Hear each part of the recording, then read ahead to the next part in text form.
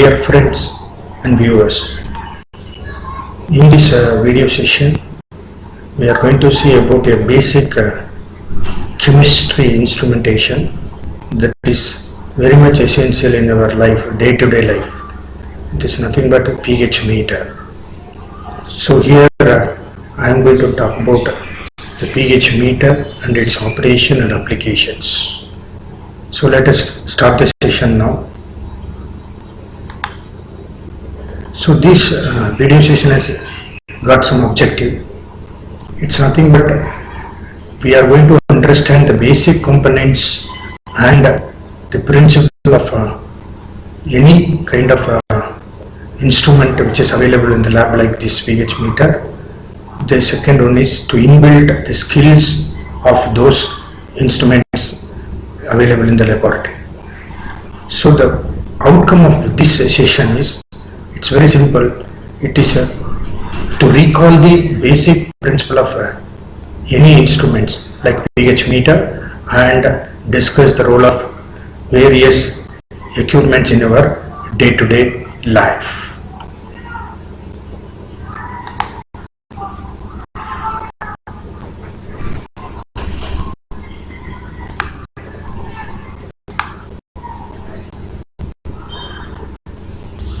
Friends, we have an instrument called a pH meter.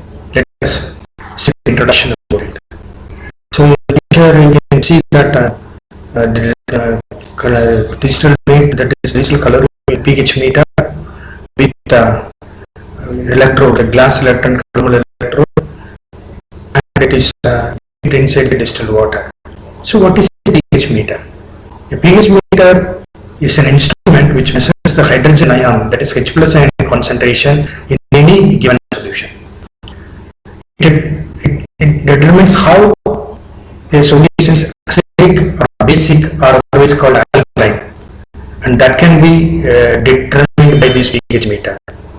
Then this pH meter is having components like you see a picture. In the picture you are having a digital monitoring unit which shows the pH reading. Then it is having a very sensitive pH sensitive electrode, that is called a glass electrode, and a reference electrode that is inbuilt inside the glass electrode. Then we have that digital display. These are all the components of the pH meter. Then before going to see about this pH meter, we have to understand what is this pH scale and the importance of this pH scale. Here you can see that pH scale is there here, and you see that this picture shows the pH scale starting from 0 to 14. 0 is highly acidic, dark red, and 14 is highly alkaline with violet color. So this pH scale measures the acidity or alkalinity of any given solution. So the pH ranges from 0 to 14. So in that 0 to 6 is coming under acidic side, from red to green. Then 7, dark green, is called central point of the pH scale. That is the pH called neutral pH 7. Then pH 8 to 14 is coming towards the violet end. That is going to give alkaline or basic alkalinity of any solution. So this pH is calculated based on the concentration of H plus ion, or otherwise called proton or hydrogen ion concentration, which is present in a solution. So this is the importance of the pH scale. Then apart from that, it is having other importance, like each unit change here in the pH scale represents a tenfold change in acidity or alkalinity of a given solution. The pH scale is having a value 0 to 14. It is a logarithmic value. It's not a linear value. This pH is very important in maintaining chemical balance, that is our blood pH and other pH of the cells inside our body, not only in our body, in other biological systems. And this pH is very vital for proper activities of all the enzymes in all the living organisms, including our body. So what is the basic principle behind a pH meter? you can see the pH meter with the display and electrodes, both columnar electrode and gas electrode, with standard buffers in pink color and white color. So a pH meter measures the concentration of hydrogen ion concentration, as I said earlier. Then it operates using the two electrodes what I mentioned before. One is glass electrode, that is there in that electrode bulb region, and a reference electrode. So these two electrodes are the basic principle behind the functioning of a pH meter. So when it is that pH meter or this electrode is placed in a solution, the glass electrode is playing a very important role here, because that is having the basic principle. That electrode responds to proton H plus ion concentration activity in that solution. So based on the concentration of H plus ion, the glass electrode you going to sense that concentration. Then that concentration will be converted into electrical impulses. That impulses goes through this electrical circuit to the display unit of the pH meter here, and this display unit will show you the pH value after converting that electric impulses to logarithmic value, so that you will get pH value displayed on this display unit. Then, as I said that the amount of current which is produced by the glass, that is by sensing the H plus ion concentration by the glass electrode, that current voltage of current is proportional to the pH value of a given solution. So when the proton concentration increases in the solution, voltage current also increases. That also increases the value, the logarithmic value of the pH. So this pH meter uses an equation called a Nernst equation to convert this voltage of current into a pH reading, that is into a logarithmic value of the pH reading. So now see that the resulting pH value, that logarithmic value, mere value, that is actually displayed on a digital or analog screen, as shown in this picture. This is the digital or analog screen where the pH value is displayed. So using the pH meter, we can have accurate measurements that depends on regular calibration of this glass electrode and reference electrode or columnar electrode with standard buffer solutions. Here you can see that standard buffer solutions are there. The pink color one is a buffer solution, a standard buffer solution. Another one is another standard buffer solution, which is for alkaline side. So we have to calibrate the pH meter, that electrodes, before starting the instrument. Now let us come to the operation of the pH meter. We have several steps or stages in the operation of the pH meter. First step is, as I said earlier, calibration of the electrodes. So first what we have to do, turn on the pH meter, see the glow of light, the indicator light. After that you have to go for calibration of the electrodes. That is, calibrate using standard buffer solutions. Usually a buffer solution with pH of 4.01 or pH 7 neutral and pH 10.01 is used. Then rinse the electrode, both glass electrode and columnar electrode, with the distilled water between these buffer transfers. The next step is sample preparation. Now we have to take the sample for which we are going to find out the pH value. So pour the sample into a clean container. Then ensure the sample is at room temperature for accurate pH reading. Then the third step is measurement. Here only pH measurement happens.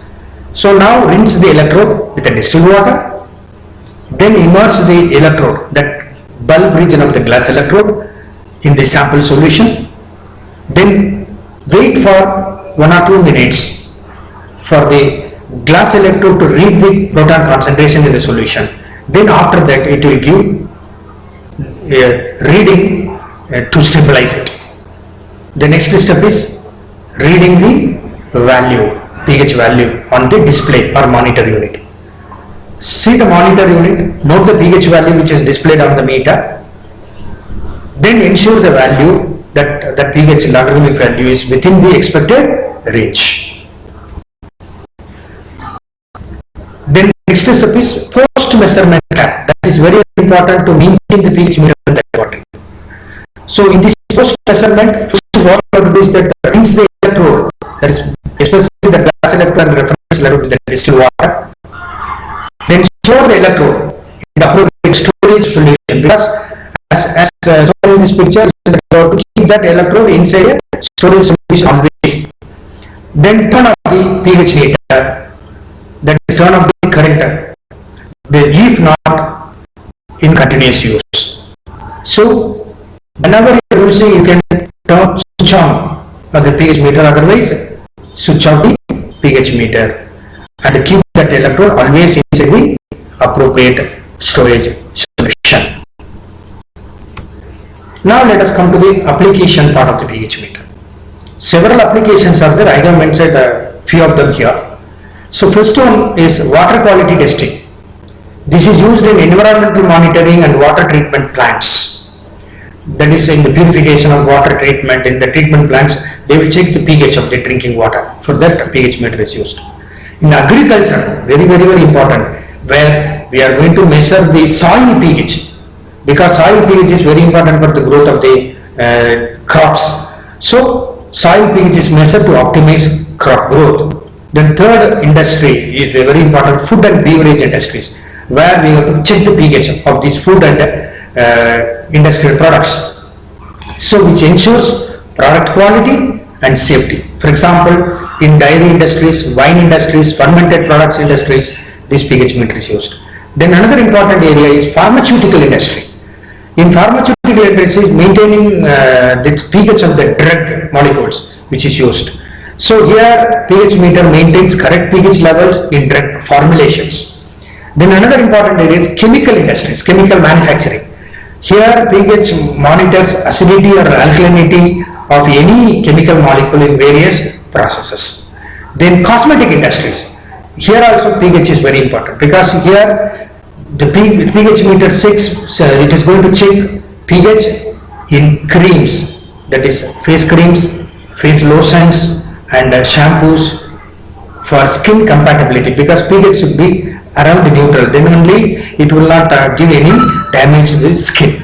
So that is why it is used in cosmetic industries. These are all some of the applications of the pH meter.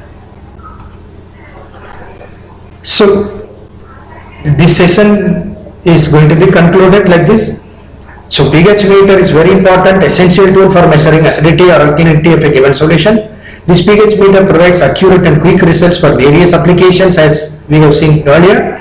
Then pH meter is widely used in laboratories, industries and environmental monitoring areas. Then this pH meter requires proper calibration and maintenance for the reliable performance in the laboratory. Then this pH meter helps ensure product quality, safety and compliance with standards. Friends, this is the time for the assessment. So I am going to give some questions and you can try to answer. So first one is, what does a pH meter measure? A. Temperature. B. Salinity. C. Acidity or alkalinity. D. Conductivity. Give me the answer. The correct answer is C. Acidity or alkalinity. Next question. What is the ideal pH value of pure water at 25 degrees centigrade?